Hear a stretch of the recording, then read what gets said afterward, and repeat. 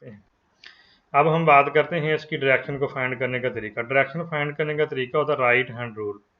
Right hand rule basically आपके सामने figure में आप देख रहे हैं कि अगर हमारे पास यहाँ एक वेक्टर u है और दूसरा वेक्टर v है, तो सबसे पहला काम ये हम करेंगे कि u और v जो है इनको हम एक जगह इनकी टेल्स को कंबाइन कर देंगे।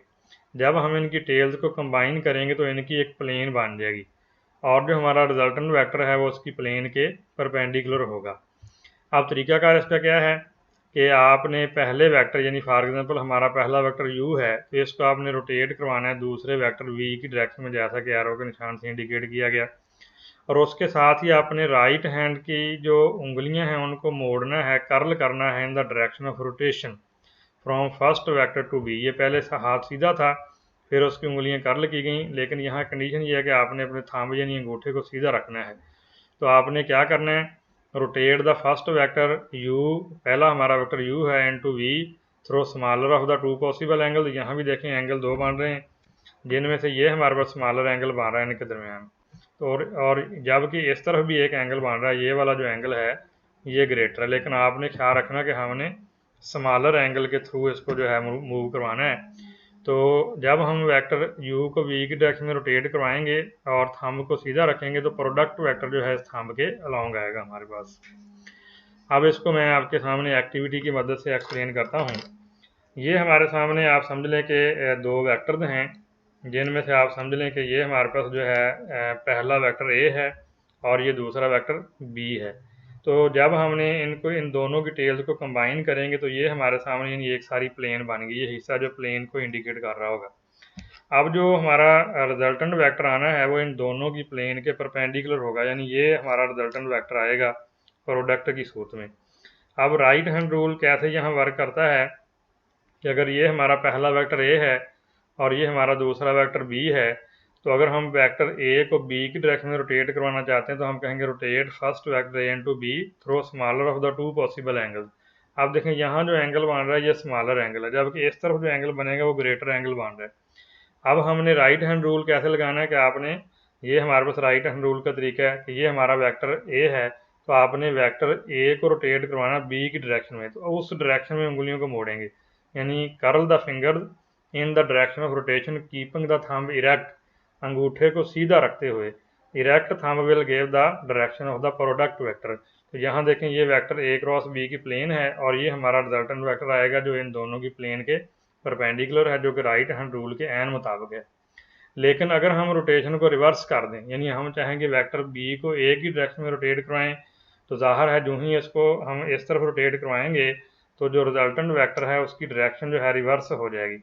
यानी अगर आप वेक्टर b को एक डायरेक्शन में रोटेट करवाते हैं तो फिर हमारा जो राइट हैंड रूल है इस तरह वर्क करेगा, नहीं आपने उंगलियां उसी तरह मोड़नी है in the direction of rotation keeping the thumb erect, तो वो देखें बिल्कुल उसके उल्ट डायरेक्शन में आ जाएगा। तो इससे यह भी पता चलता है कि हमारा b क्रॉस a जो आ रहा है प्रोडक्ट, वो मुकम्मल तौर पर a क्रॉस b के अपोजिट है। यानी यहाँ देखें, यहाँ हमारे पास जो रिजल्टेंट वेक्टर बन रहा था इन दोनों वेक्टर की प्लेन के परपेंडिकुलर था, जबकि जो ही आपने इसको यानी लेकर गया दूसरी तरफ को तो ये रिजल्टेंट वेक्टर जो है बिल्कुल यानी उसके अपोजिट डायरेक्शन में आ गया। तो यहाँ से पता चलता है कि a क्रॉस b जो है b क्रॉस a के बराबर नहीं बल्कि उसके नेगेटिव के बराबर होता है। तो देखते हैं यहाँ पर हम इसको कैसे एक्सप्लेन करते हैं।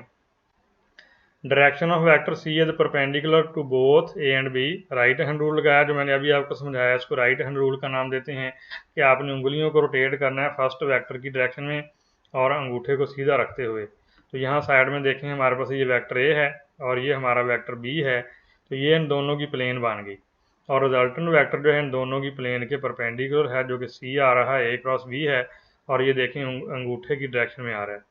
लेकिन अगर आप वेक्टर b को a की डायरेक्शन में रोटेट करेंगे तो आपका रिजल्टेंट देखें c के बिल्कुल रिवर्स डायरेक्शन में यानी अपोजिट डायरेक्शन में आ जाएगा, यानी वो माइनस c आ जाएगा। यही नीचे सवाल भी किया गया है, क्या a क्रॉस b जो है b क्रॉस a के इक्वल है, तो इसका जवाब है बिल्कुल नहीं, बल्कि b क्रॉस a उसके रिवर्स के बराबर होगा। अब यहाँ वही चीज़ साइड पे लिख दी गई है कि आपने करना क्या, place a and b tail to tail, यानी वेक्टर a और b दोनों की टेल्स को कंबाइन कर देना है। Right hand not left hand, use कौन सा करना है, राइट हैंड यूज़ करना है, लेफ्ट हैंड यूज़ नहीं करना। उसके बाद four fingers are pointed along the first vector, यानी जो आपकी ये उंगलियां हैं यानी दरमियान वाली उंगली करें, ये सारी उंगलियां जो हैं ये फर्स्ट वेक्टर को इंडिकेट कर रही होंगी जिधर को आपने रोटेशन लेनी है।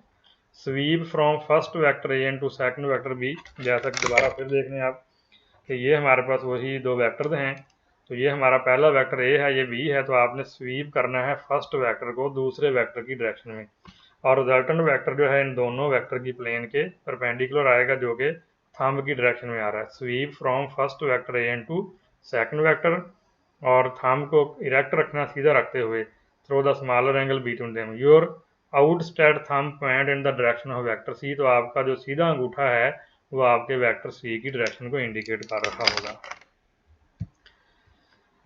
प्रैक्टिस के लिए ये बात अभी जैसे बयान की गई कि ए क्रॉस बी बराबर है बी क्रॉस ए, तो इसका जवाब नहीं में है। तो इसका आंसर देखें, यहाँ फिगर के अंदर आप देख रहे हैं कि अगर हम ए क्रॉस ए को बी की तरफ रोटेट करवाते हैं तो हमारा रिजल्टेंट वेक्टर जो है अपवर्ड नज़र आ रहा है, और अगर बी को ए की तरफ रोटेट कराते हैं तो वो डाउनवर्ड आ रहा। तो जैसे रिजल्ट ये निकला कि ए क्रॉस बी जो है ये बराबर होगा माइनस बी क्रॉस ए के, यानी ये मुकम्मल तौर पे एक दूसरे के अपोजिट के बराबर होती है। तो डियर स्टूडेंट्स, हमारा आज का लेक्चर जो है वो ख़त्म हुआ। तो अगर आपको मेरा ये लेक्चर पसंद आया तो इसको लाइक कर दें, शेयर कर दें, और मेरे चैनल को सब्सक्राइब कर दें ताकि आने वाली नेक्स्ट वीडियो का लिंक जो है आप तक पहुँच सके। अस्सलाम वालेकुम वरहमतुल्लाहि वबरकातुहू।